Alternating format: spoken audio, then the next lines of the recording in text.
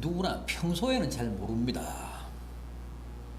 그러나 위기가 닥치고 어떤 비상한 상황에 처하게 되면 사람들은 저마다 자신의 본래의 모습을 드러냅니다. 오늘 우리가 함께 본 이 본문은 다윗에 대한 그 주변 사람들의 태도인데 몇 가지 유형으로 구분할 수가 있습니다. 우선 지난주에 생각해본 시므이입니다. 다윗이 아들 압살롬의 반란을 피해서 피난길에 올랐을 때 시므이가 어떻게 했습니까? 베냐민 지파 출신의 시므이, 다윗 일행의 뒤를 따라가며 온갖 욕설을 다 퍼부으면서 돌까지 던졌습니다. 이 피 흘린 자여, 이 사악한 자여, 여기서 썩어져라. 그러면서 저주도 마다하지 않았습니다. 다윗 왕에게 막 저주까지 퍼부었습니다. 그런데 결국 압살롬의 반란이 불발로 끝나자 또 어떻게 했습니까?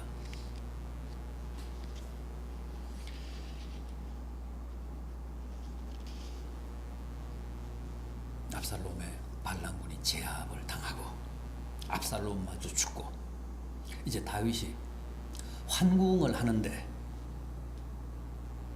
시므이가 또 나타났습니다. 이번에는 혼자 온 게 아니라 자기가 속한 베냐민 지파 사람 1000명을 이끌고 왔습니다. 다윗 앞에 머리를 조아리고 빕니다. 이 19장 18절 이하를 보면 시므이가 왕 앞에 엎드려 내 주여 원하건대 내게 죄를 돌리지 마옵소서. 왕께서 피난길에 오르시던 날 왕이 행한 이 종이 행한 패역한 일을 기억하지 마옵소서.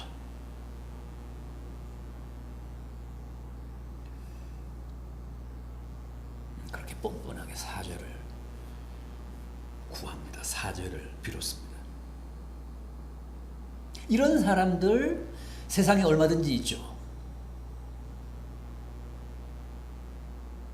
당장 망할 것 같고 패할 것 같으니까 악담에 저주에 돌까지 던졌는데 이제 다시 살아나니까 다시 다윗 왕이 예루살렘 궁으로 돌아가게 되니까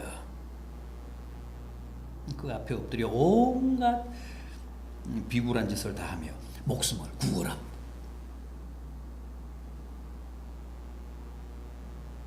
분명히 세상에는 이런 사람들 적지 않습니다. 그런데 대단한 게 다윗에게 그게 통했다는 거예요. 부하들은 지금 당장에 죽이자 그러는데 죽여 마땅하다고 하는데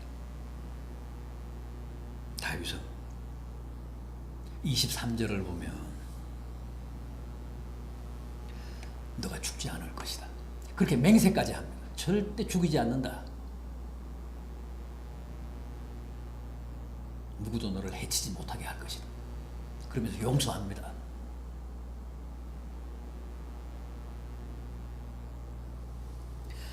그런가 하면 무비보셋 같은 사람도 있습니다. 무비보셋이 누굽니까? 24절을 보면 오늘 우리가 함께 본 본문 24절을 보면 사울의 손자라고 합니다. 그렇죠. 사울의 손자고 다윗의 절친이었던 요나단의 아들 아닙니까? 살아남은 유일한 혈육입니다. 요나단의 혈육. 다윗이 왕이 된 후에 전국에 수배령을 내려서 그를 찾아냈잖아요.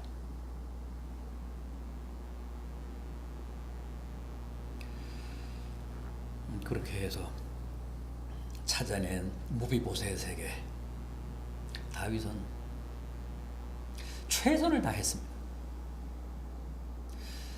죽은 요나단을 생각해서 여인의 사랑보다도 더한 사랑으로 자기를 위해 준 그 요나단을 생각하면서 그의 아들 무비보셋에게 자기가 할 수 있는 모든 걸 다 해줍니다. 사울 왕의 옛 땅을 다 돌려주잖아요. 사울 왕의 옛 재산을 다 돌려줍니다. 그리고 여러 명의 종까지 붙여서 그 재산을 관리하게 하고 또 전답을 붙이게 합니다.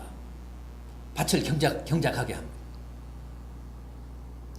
그리고 무비보셋은 왕궁에서 살게 하고 왕의 식탁에서 먹게 합니다. 왕자 중에 하나로 여기면서 그렇게 정말 극진하게 예우했습니다. 그런데 압살롬의 쿠데타가 일어나자 어떻게 했습니까? 태도가 아주 애매했습니다.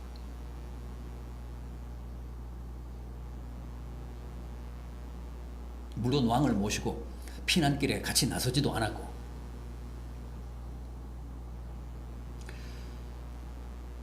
다만 그 무비보셋을 섬기던 종 시바가 다윗 왕의 피난길을 동행했는데, 이 사무엘하 16장 3절을 보면 왕이 이르되 내 주인은 어디 있느냐? 시바가 왕께 이르되 예루살렘에 있는데, 그가 말하기를 이스라엘 족속이 오늘 내 아버지의 나라를 내게 돌리리라 하더이다.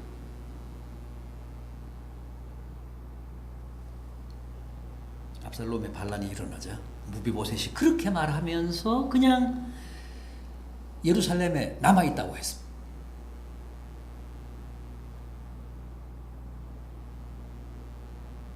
순간 다윗 왕이 심한 배신감을 느낍니다. 굉장히 인간적으로 서운해합니다. 그러면서 뭐라고 합니까? 16장 4절을 보면 왕이 시바에게 이르되 무비보셋에게 있는 것이 다 네 거다. 내 것이다. 무비보셋의 모든 재산을 내게 주마. 그렇게 말하기까지 합니다. 굉장히 서운했던 거죠.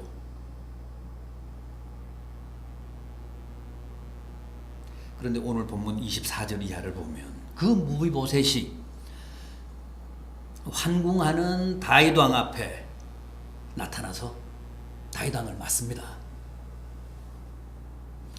25절을 보십시오. 예루살렘에서 와서 왕을 맞을 때에 왕이 그에게 물어 이르되 무비보셋이여 내가 어찌하여 나와 함께 가지 아니하였더냐?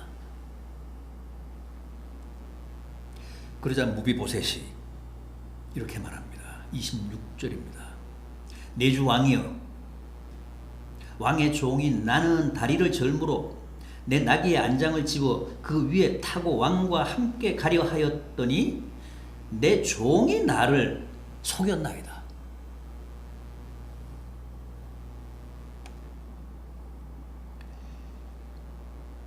우리는 누구의 말이 진실인지는 확인할 길이 없습니다. 종이 거짓말을 한 것인지, 무비보셋의 이 변명이 진실인지,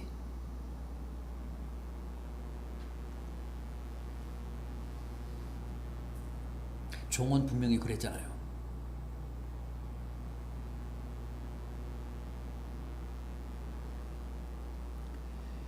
이제 이스라엘 족속들이 내 아버지의 나라를 내게 돌려줄 것이다. 그렇게 기대하면서 예루살렘에 그냥 남았다고 이 무비보셋의 종 시바가 다윗 왕에게 그렇게 보고했잖아요. 그렇게 얘기했잖아요. 그런데 지금 무비보셋의 얘기는 또 그게 아닙니다.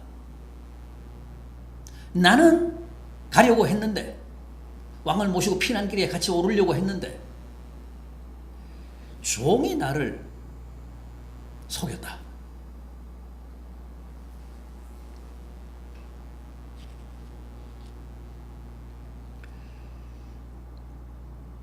사실이 어땠는지를 우리가 가리기는 쉽지 않습니다. 그런데 무비보셋의 당시 태도가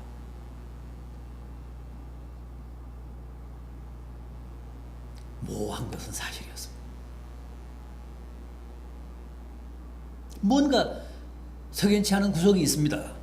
다윗도 그렇게 느꼈습니다. 그래서 시비를 가리려고 하지 않고 다윗이 뭐라고 합니까? 29절을 보십시오.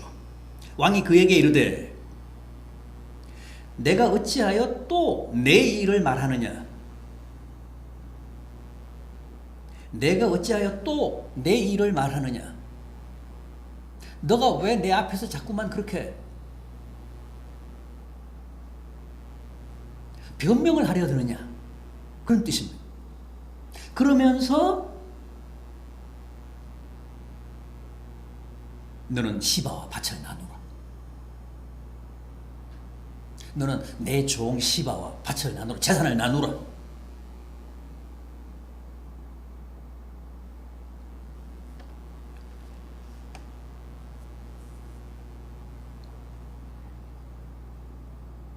무비보셋이 나타나서 그간의 과정을 나름대로 해명하고 변명을 했지만 결국 다윗은 그걸 100% 그대로 받아들이지 않았다는 거죠. 더 이상 얘기하지 말고, 더 이상 변명하려고 하지 말고, 너가 가진 재산, 너의 종 시바와 나누라.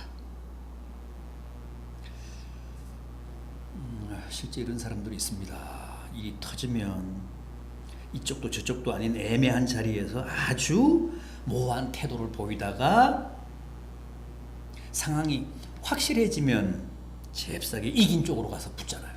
기회주의자.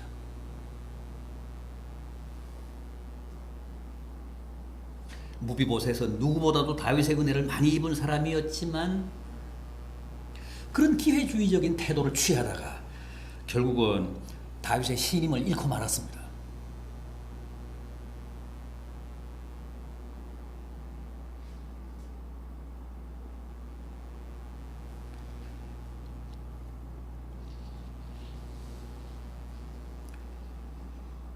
다음은 31절 이하에 나오는 바르실레입니다.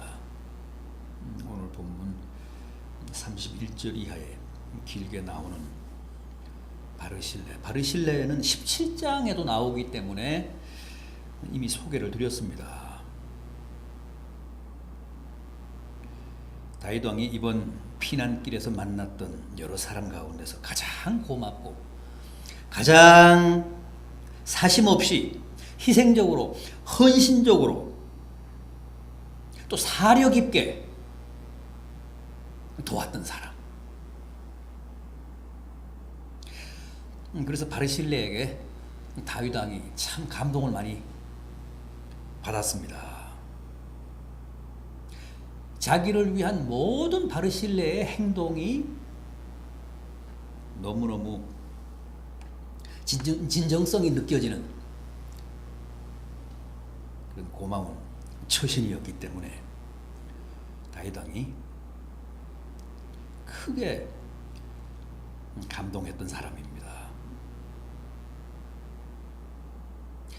당신은 다윗과 함께하고 또 다윗의 피난길을 돕고 싶어도 선뜻 나설 수 없는 상황이었잖아요. 반란군의 보복이 두려웠기 때문에.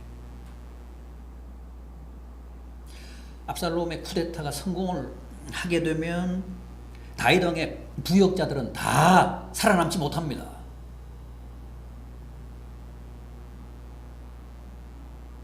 그래서 현실적으로 다윗 왕과 함께 피난길에 오르거나 그를 돕는다는 것은 쉽지가 않습니다. 그런데도 바르실레는 피난길에 지친 다윗 일행에게 온갖 편의를 다 제공했습니다.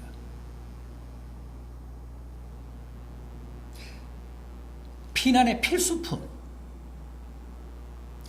비상식량 이런 거 다 공급했습니다. 다윗 왕이 노숙할 때 필요한 침상, 대야, 무슨 질그릇, 밀, 보리, 볶은 곡식, 콩팥, 녹두, 꿀, 버터, 치즈까지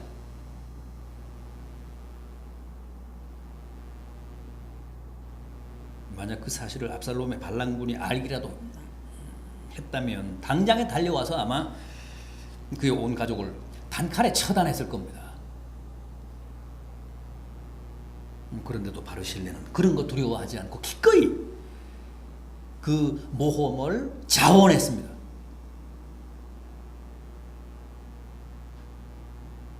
그리고 이제 반란군이 진압이 되고 다윗 왕이 환궁을 하는 길인데 바르실레가 다시 나타났습니다. 인사를 드리려고 온 겁니다.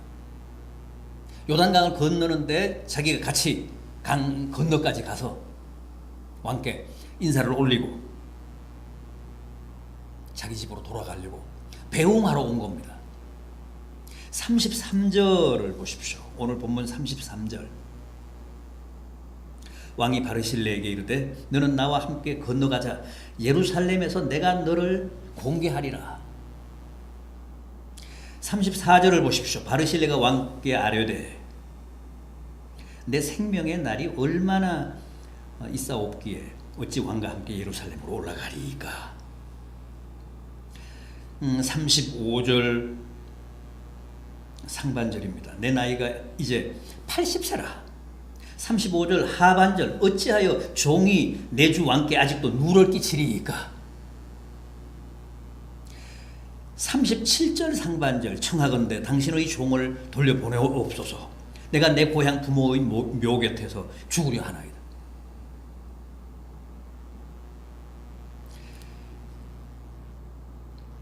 오늘 본문 마지막 절인 39절.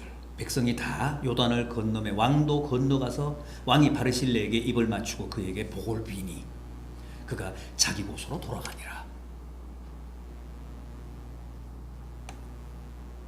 이런 사람 흔치 않습니다. 그런데 우리 믿는 사람들은 다 이 바르실레와 같아야 합니다. 오늘 본문이 소개하는 몇 가지 인간 유형 가운데 단연 바르실레가 우리 믿는 사람들의 사표고 롤 모델입니다. 우리도 주님처럼, 우리도 바르실레처럼 주님을 위해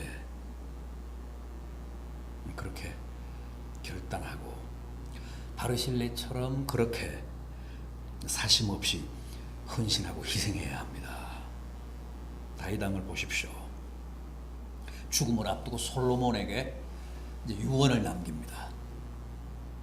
열왕기상 2장 7절을 보면 이렇게 말합니다. 길르앗 바르실레의 아들들에게 은총을 베풀어 그들이 내 상에서 먹는 자 중에 참여하게 하라. 내가 내 형 압살롬을 피해 도망할 때 그들이 나를 도왔느니라.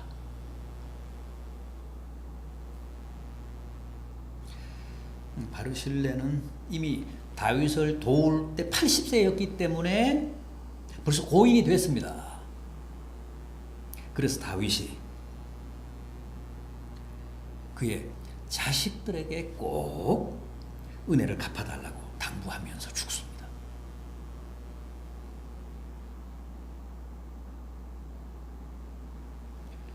여러분, 주님을 위해 희생하고 주님을 위해 온갖 모험을 감수하면 반드시 당대뿐 아니라 그 자식들에게도 하나님의 은혜가 미칩니다. 보십시오. 다윗을 죽으면서 아들 솔로몬에게 유언을 남기는데 반드시 그 아들들을 네가 좀 잘 챙겨다오. 왕궁에서 살게 하고 왕의 식탁에서 먹게 해라. 압살롬에게 내가 쫓겨다닐 때, 피난 갈 때 나를 도왔다. 그들이 위험을 무릅쓰고 죽음을 무릅쓰고 나를 도왔다. 얼마나 고마웠으면 죽으면서 유언으로까지 그렇게 당부하고 갔겠습니까? 우리가 주님을 도와드리면, 우리가 주님께 희생을 바치면 주님도 우리 당대뿐만 아니라 우리 자식들까지도 잊지 않고 기억하시며 은혜를 베푸십니다. 축복을 허락하십니다.